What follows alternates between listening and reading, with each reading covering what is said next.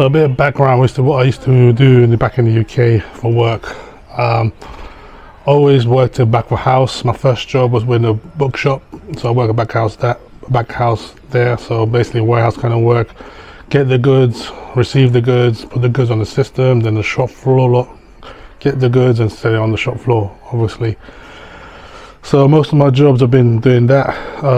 Worked for Marks and Spencer's about 5 years, do the same thing. They call it operations, so back of house, same thing. Worked at Waterstones for about 3 years, same thing. Back of house, doing that kind of stuff. Then I was a traffic warden. I know, don't kill me, but yeah, I was a traffic warden for a couple of years. Stopped that job because I couldn't deal with it anymore. And my last job before coming here to the Philippines, I was actually a cleaning operator for a school, basically a school cleaner, man. They just make it sound good. But yeah, I was doing that and part-time and stuff. And yeah, the reason why, like while I was working at the school, I was working at Waterstones. So the Waterstones I was working at it's the biggest one in Western Europe, down in Piccadilly. And on the back of house of that is in the basement. So obviously in the basement, all the dust or whatever it was making me hard to breathe. So I started having like cough fits and stuff like that. And then they realized, and all the time I realized as soon as I stopped working there, then my throat and my cough started to go away basically. So I realized it's working in the basement that caused me to have cough fits. So yeah, my last job, like I said, was working as a cleaner in the school. Even though wasn't getting paid much, but the money, because of the currency, I was able to do what I'm doing right now, save some money and and do what I need to do basically.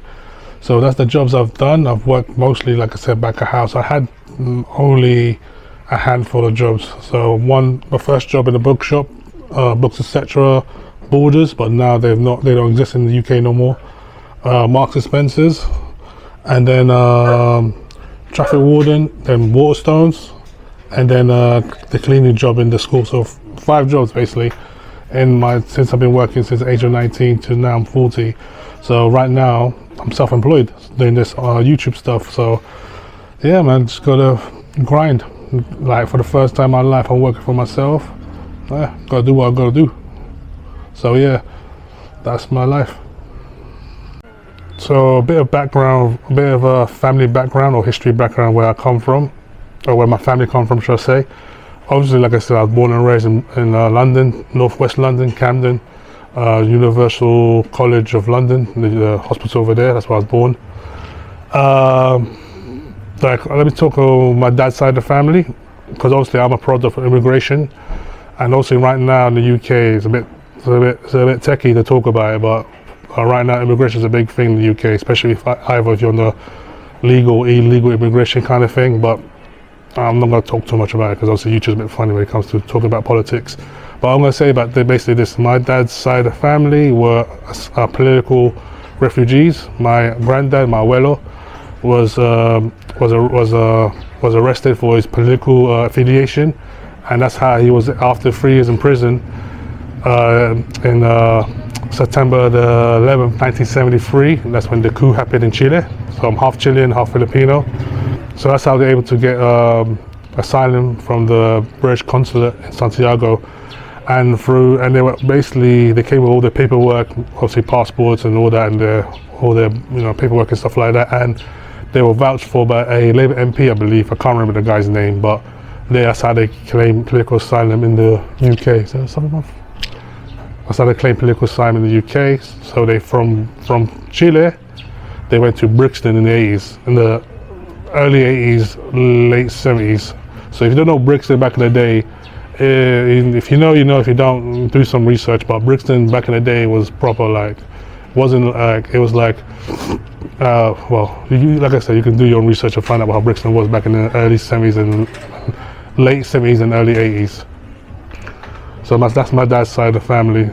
And then my mom's side of the family, obviously the Filipino side, my Lola, my grandparents, left the Philippines the early 70s, right before or after martial law, but they came to the UK as domestic cleaners in the NHS. That's their first job. That's how they came to the UK. They're basically like most Filipinos, OFWs, overseas Filipino workers. That's how they got to the UK. So for 10 years, they had to work, pay taxes, pay their bills like everyone else. And with the help of an English lawyer, they were able to bring my mum and my two uncles over. So after 10 years of working, grafting, they were able to bring my mum and my uncles over. Obviously, my mum came to the country where she was 14. So from the age of 4, my mum didn't have her parents, my grandparents, her parents, to take care of them. So yeah, man. So she came at 14.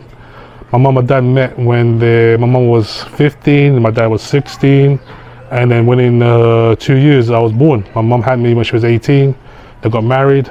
You know, young parents, obviously different generation. Those days they took responsibility of their own actions. You know, if you move like an adult, if you take responsibility like an adult.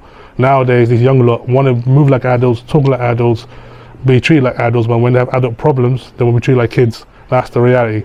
Like back in the day, if you make a big consequences, you dealt with it, you know what I mean? And that's what they did.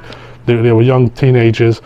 My mum got pregnant and they did the right thing, which is they got married, and I was the result of it. And then I got my 3 younger brothers. So yeah, and ever since then, my mum and dad have been working. You know, we're working class immigrants. So, but yeah, that's my background. So I thought I'd give you a little background where I come from. That the fact that I'm a first British-born generation, you know, immigrant sons and grandsons of immigrants, that, you know, it's not the one anymore for me in the UK. It's very hard for anyone. It doesn't matter what your background is. It's just hard for working class people to get on the property ladder, to start a business, and like when you're basically spending most of your wages on just surviving, which is not the way it's supposed to be. So yeah, and so that's my story. That's my background. So if you like what you see, you like what you hear, if you like my personality and all that, subscribe, and I'll be uploading as many videos as I can, because obviously this is basically, I want to show you the unfiltered, uncut of the Philippines, you know what I mean? Because I know a lot of people here like, you know, hey, the Philippines is all this. I'm gonna show you the good side and the bad side, the pros and the cons. I'm not gonna muck about, you know what I mean, bro? So I'm gonna be straight up, bro. I'm from the ends, I'm from the manor. I'm not gonna just sugarcoat nothing, bro. You know what I'm saying? It's like, that's the way I am. You know, if you know working class people in Britain, we don't give a damn, bro. We're just no filter, bro. Just, you know, say what it is and get on with it. But anyway, if you like what you see, like, subscribe, and share. Do all that fun stuff. Stay safe and stay lucky.